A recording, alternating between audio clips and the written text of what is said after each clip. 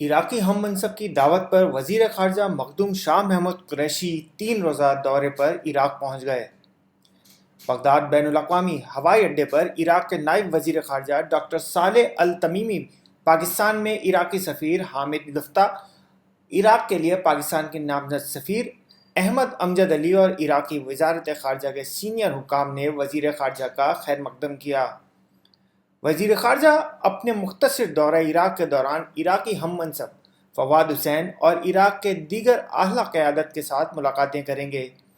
ان ملاقاتوں میں دو طرفہ تعلقات، تجارت، سرمایہ کاری، تعلیم، زراعت، انفارمیشن ٹیکنالوجی اور دفاع سمیت مختلف شعبوں میں دو طرفہ تعاون کے فروغ کے حوالے سے تبادلہ خیال ہوگا۔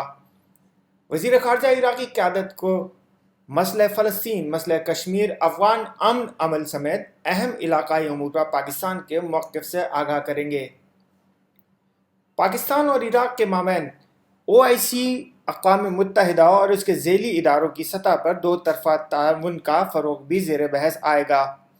وزیر خارجہ ہر سال عراق جانے والے ہزاروں پاکستانی زائرین کی سہولت اور بہتر سفری انتظامات کے لیے عراقی قیادت سے بات چیت بھی کریں گے۔ توقع ہے کہ وزیر خارجہ کا یہ دورہ دونوں ممالک کے درمیان دو طرفہ برادرانہ تعلقات کو مزید مستحکم بنانے میں مددگار ثابت ہوگا۔